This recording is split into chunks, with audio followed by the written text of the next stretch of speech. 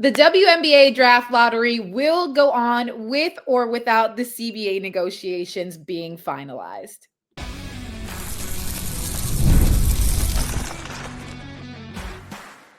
You are Locked On Women's Basketball, your daily podcast on women's basketball. Part of the Locked On Podcast Network, your team every day.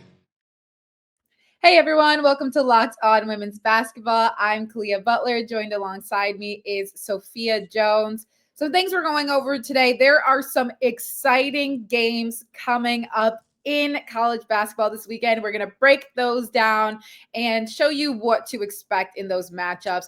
Also, who's going to be next to join Project B? We're making some of our guesses when it comes to this. We'll elaborate later. But the WNBA Draft Lottery is set to be held on Sunday. Before we get into that, today's episode is brought to you by FanDuel. Right now, new customers can bet just $5. And if your bet wins, you'll get $300 in bonus bets to use across the app. Head to FanDuel.com to get started. Okay, so the 2026 WNBA Draft Lottery will take place on Sunday, November 23rd at 6:30 p.m. Eastern Time, and it's going to be streamed on ESPN. The lottery is going to determine the first overall pick for the 2026 WNBA Draft. And just like last year, the Dallas Wings have the highest odds for the pick, which can be very serious for them, Sophia, considering they were able to get Paige Bueckers last season. We're not exactly sure who that number one pick is going to be this year. Has been right now projected to be Lauren Betts, but if you already have a Paige Bueckers on the team and you're looking towards potentially gaining an AZ Fudd out of UConn, who is likely also going to be in that draft this season, Dallas has 420 chances out of 1,000 to be the number one pick again.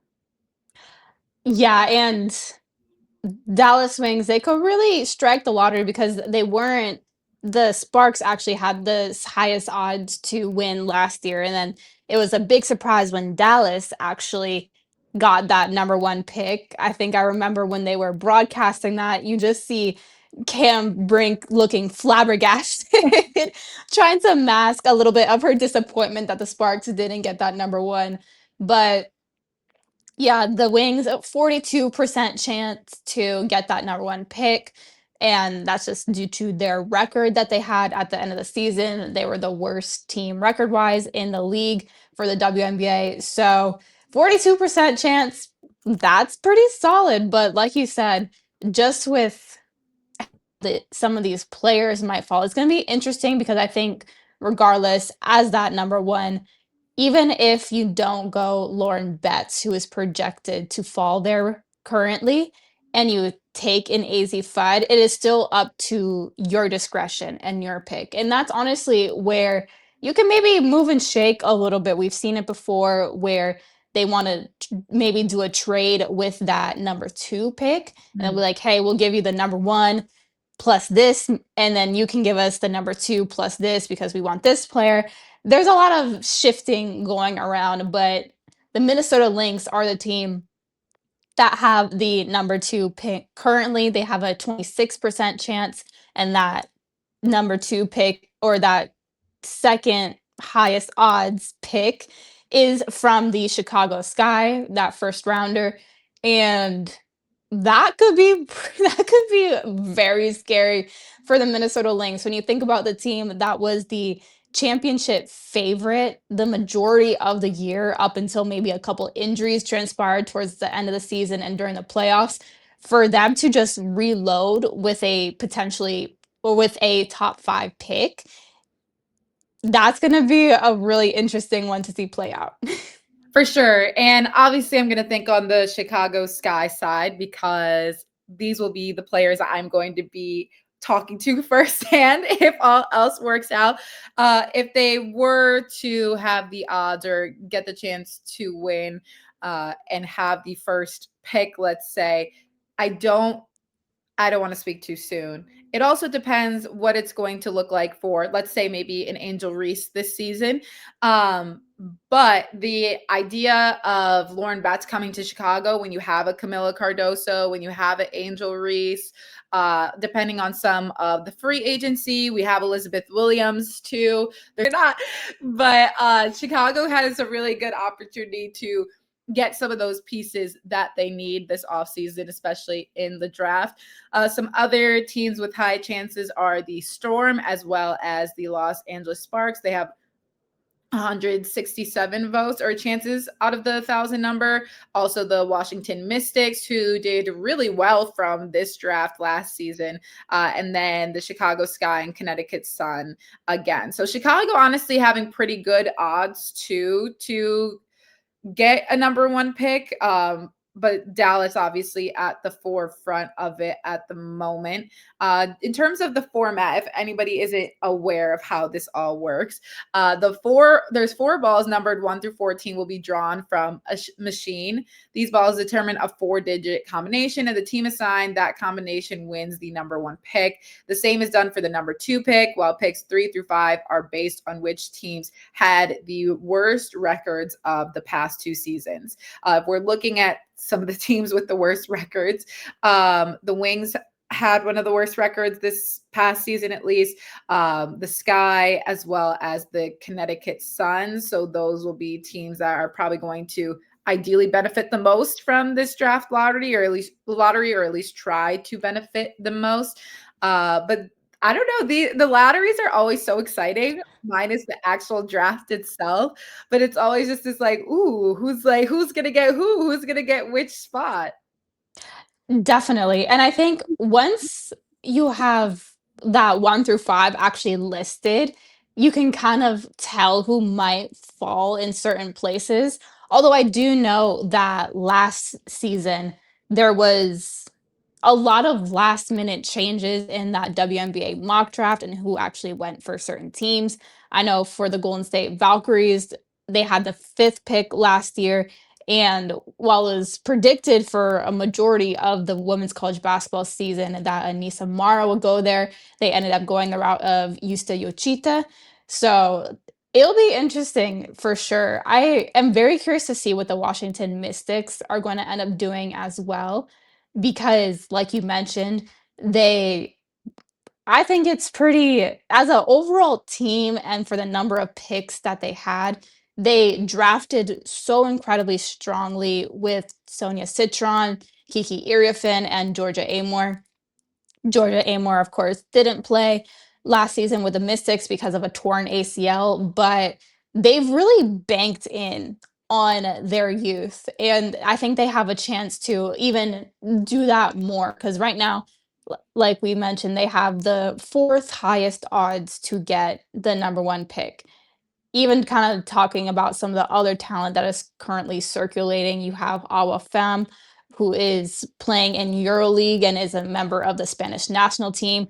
She's going to be a very, very intriguing prospect. She's 6'5", 19 years old right now. So I think some of these teams are looking at what Seattle did with Dom Malonga and maybe thinking if they can replicate that. And especially if her EuroLeague season continues to go well, she could be a pick to definitely get. You mentioned Olivia Miles. We have AZ Fudd in there. Also, Flau'jae Johnson. And I think for a team, right now she's predicted to go 5. And she is probably has the biggest social footprint out of the group that I mentioned so far. I mean, aside from the fact that she can absolutely hoop, that is always going to be first and foremost. But for a team like the Washington Mystics, where they already have these really personable young core, or even the Chicago Sky, who are in that 5th spot, also a young core between Angel Reese and Camila Cardoso. It'll be interesting to see how she fits in because I think Flau'jae in herself would be a really great draw to whoever can pick her up.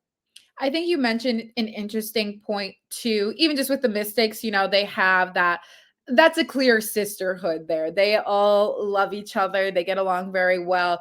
You bring in a Flau'jae Johnson who let's say, the natural LSU tendencies has a little bit more flash to her. That also brings a lot of eyes to the Mystics too. And I'm not sure if you remember, but at the beginning of last season, there was a graphic essentially of the amount of followers each of the WNBA players have.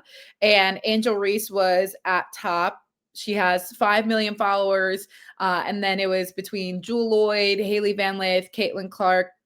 They were all within the millions range. So you're talking about following. I'm thinking about like literal following too of that plays a factor in all aspects of life now.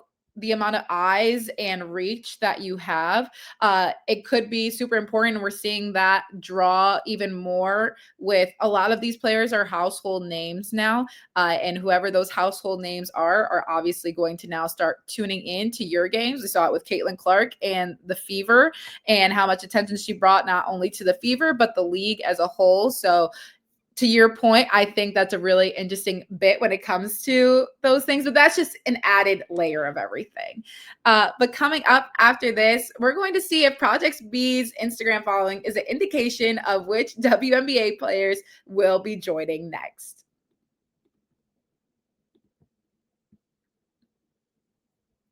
Let's talk about something every business owner knows too well: missed calls. When a customer tries to reach you and can't get through, that's money slipping away. Quo, spelled Quo, is the smarter way to run your business communications so you never miss an opportunity. Quo is the number one business phone system built for 2025, not 1995. It's simple, modern, and designed to help you communicate faster, look more professional, and stay connected wherever you're working. Your whole team can share one number and collaborate on calls and texts like a shared inbox, which means customers get help faster. Try Quo for free at quo.com/lockedonnba. That's quo.com/lockedonnba. And yes, you can keep your existing number. Quo, no missed calls, no missed customers. Okay, so Sophia and I might be getting a little bit ahead of ourselves, but truthfully, I don't think we are. But we came to this realization that Project B does not have a lot of Instagram following just yet. They have about 3,500 followers. And every time a player is announced, they post on Instagram, Twitter, whatever the case may be. And they are also following those players, though. So the list of players that have already agreed and are publicly known to have joined Project B are Alyssa Thomas, Nneka Ogwumike, Jonquil Jones, and Jewel Lloyd. Those players all follow Project B. Project B follows them. Project B only follows 29 people. So naturally, we assumed, well, the other players that they're following have to have, maybe a little indication that they're at least curious about joining the league. So after some slight digging, we're not necessarily like agents or anything, but we were doing some real serious work here. The other players that Project B follows are Camila Cardoso, Marine Johannes, Janelle Salon. I know their names, and then when I read their names, it's not the same thing. But this is why we have Sophia to correct me. Leonie Fivich, Kelsey Mitchell, Li Meng, who's plays in Team China. She was the 2023 WNBA All-Rookie team. And Mai Yamamoto, who plays for the Japanese national team. Now, these are all players, a good handful that also have significant international experience. So that could also be a little bit of an indicator that they would be willing to join Project B. Sophia, what have you thought about our research and our assumptions? Yeah, it's one of those things where it's like they say correlation does not equal causation. However, there's a pretty strong correlation with when you're looking at Project B's Instagram and just social media accounts in general. And so with the players that you mentioned that already joined and that who are currently playing that they follow, the other 29 just kind of consist of people that are in the Project B's front office. So like co-founder Grady Burnett, you have an Alana Beard, Shanae Gumake, and also just basketball figures in general, like in a Cheryl Swoops, Lauren Jackson, Cheryl Miller, Tina Thompson. So that's like the other of what makes up their following. But when we discussed Project B on a podcast ago, I can't even remember which one it was, but when we discussed Project B previously and talked about what Elena Beard said on a recent podcast, she mentioned that they were going to have players represented from multiple continents. And so with that group, we're already seeing North America, Europe, and Asia covered. That's 3, so I think that that's doing pretty good in expanding the global footprint of what they want Project B to become. Actually, and South America, Mhm. now that I think about it, because Camila Cardoso is From Brazil. Brazilian and Yeah. so that's 4 already. That's pretty, yeah, that's doing pretty well, but I like how with the group that already announced that they're joining between AT, Nekwa, JJ, and Jewel, again, those are more so players that have been around basketball for a while. And I like seeing some more of these young players in this group that could potentially be joining Project B in a Camila Cardoso or Janelle Salon. Even Leonie Febish is someone that just was in her rookie year of the WNBA, but playing internationally for a bit.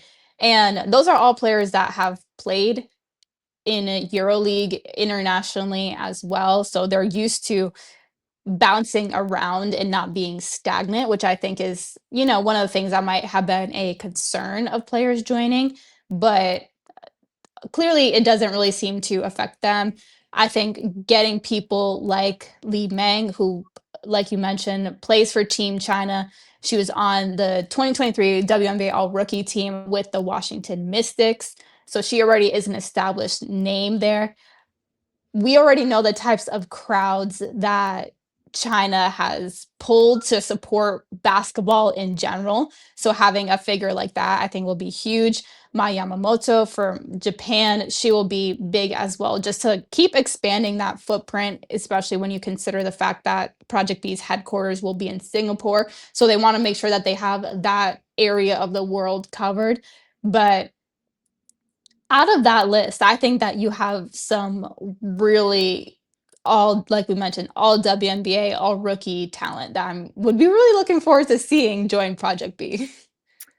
I'm just saying, don't be surprised when there's a new post and one of these names is listed, and we're going to be like, see, we told you guys. This is the maybe relatively broad assumption that we're making. But truthfully, this is evidence based. Every single player that they have followed so far has slowly but surely announced that they are joining Project B. So if we're looking at these names that they have, because they could have followed anyone, like obviously they follow other basketball figures, but they could have followed an Angel Reese. They could have followed a Haley Van Lith. I'm just naming Sky players, but obviously they they followed Camila Cardoso. I'm just thinking there's some little small connections when it comes to this. So I think another player that stands out to me on this list is Kelsey Mitchell. If she were to join this, obviously coming off the stint that she just had with the Fever, not saying that this means that they're not playing in the WNBA anymore, but still, Kelsey Mitchell, such a veteran to this game. As you mentioned, there's a lot of young faces and youth on these teams, but I love that they balanced it out with some players that are very well versed when it comes to the sport of basketball and have been playing for years on end. And we've heard Project B make multiple statements that, they want the best of the best to be playing in this league. So they have these draws. And truthfully, if you're not a Kelsey Mitchell fan after what she did with the Fever this season, despite everything that was going on, I'm not judging. But that's a player that I'm looking at her. I'd be like, yeah, I'm rallying behind Kelsey Mitchell wherever she goes because that girl can hoop. But I think this is a really interesting list of potential candidates to join Project B if they haven't already agreed, and we're slowly just seeing that list compile. Yeah, I mean, like we said, this is speculation, but it's evidence-based speculation. So do with this information what you will.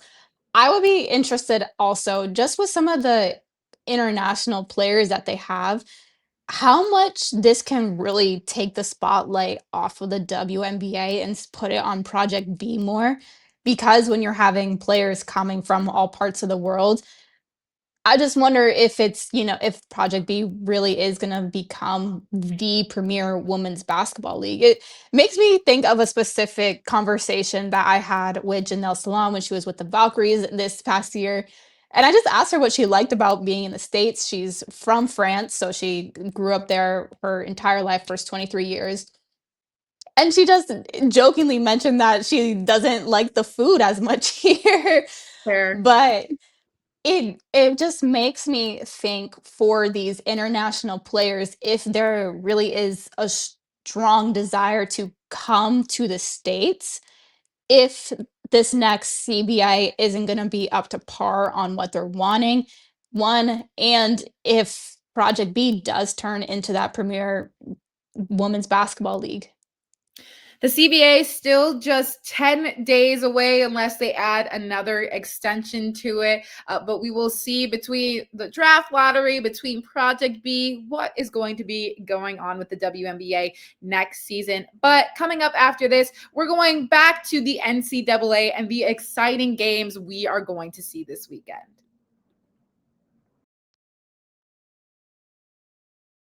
When Skims announced they were making underwear for men, the reaction made perfect sense. People have been talking about Skims comfort for years. Most guys, though, stick to whatever they've been buying since college. The same fits, the same waistbands that roll, and a whole lot of settling. Skims Men's changed that. One upgrade, and it's obvious why everyone's been talking.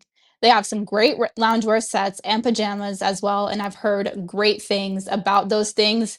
And just with their new holiday collection, you can be very festive with your wardrobe. So shop Skims Men's now at skims.com. And when you place your order, choose podcast in the post purchase survey and select our show from the dropdown to let them know we sent you. Plus, the Skims holiday shop is open. So if you're looking for the perfect gift this season, Skims has you covered.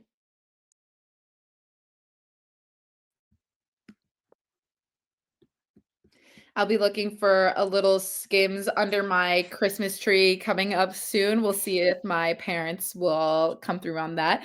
But besides the point, unless Kim K shows up herself and like hand delivers it, that'd be cool. Uh, the slate of games coming up this weekend are pretty exciting ones. Sophia and I were discussing what is the weekend? When do people really start their weekend? People love Thursdays. I feel like sometimes people even start their weekend as early as Thursday. So that's what we're constituting is at Thursday all the way to Sunday. So today, which is Thursday, Iowa is going to be taking on Baylor. Iowa ranked 19th right now, Baylor ranked at 7th. Sophia, what should we be looking out for in this matchup? I'll be interested from Baylor to see how they will stand up against another ranked opponent. They that very first game of the season, they beat Duke in Paris, so they're off to a really strong start. And like I said, it'll be interesting to see how they face up against an Iowa team. But for the Hawkeyes, I think it's a chance to continue to prove that they should be considered a powerhouse program post Caitlin Clark. Yeah, absolutely. I think some players when we're looking out for on both these teams, I love Hannah Stolke from Iowa. I have since Caitlin Clark was there. I think she's an exciting one to watch, but I think the biggest part for Iowa, as you mentioned, is what they look like after Caitlin. They obviously the biggest draw was Caitlin Clark being on that team for quite some time. Still making their mark. The fact that they're ranked right now, I think, is incredibly important. Showcasing that like these other teams, like a USC, that these teams can still get the job done without their star players. I feel like they've leaned much more on having a balanced scoring attack right now, which is great. And they're just a really high powered offense, which they are used to doing. And then for the Baylor side, too, I think Baylor has stayed consistent these past couple of games. I think they have a pretty strong defense as well. And then when you look at Atelia Scott, who's already averaging almost like 25 points a game right now, she is a tough player. You are going to have to contain her. Even Dariana Littlepage Buggs, who was another standout for the season when we were looking at Baylor, she is not putting up as many points as Talia Scott is, but that's hard when you're averaging 25 points a game. But she's averaging around 10 rebounds a game. And the boards and offensive production are going to be really important for Baylor going up against this Iowa team. But I've also liked the defensive contributors that they've had too. Definitely. For Baylor and specifically Talia Scott, in her college career so far, it hasn't been game heavy just because she's battled a couple of injuries. So I'm glad to see that she's starting off this season so strong, and I hope that she's able to continue to do that because she has been a huge boost for Baylor, especially offensively. I mean, when you talk about that points per game, that's objective right there. Another game coming up tomorrow is USC, which is ranked 11th right now, versus Notre Dame. Now, this is going to be a bounce back game for both of them. USC just losing, Notre Dame losing a really tough one. They're going to try and get back on track and prove themselves. If Notre Dame loses this game, they'll likely bounce out of the top 25. And I think there's going to be a lot of question marks of, can they really produce this season if Hannah Hidalgo isn't just at the helm of everything? Yeah, when they suffered that 39-point blowout at the hands of Michigan last weekend, that game plan was entirely stop Hannah. She was 4 for 21 on field goals, so not very efficient.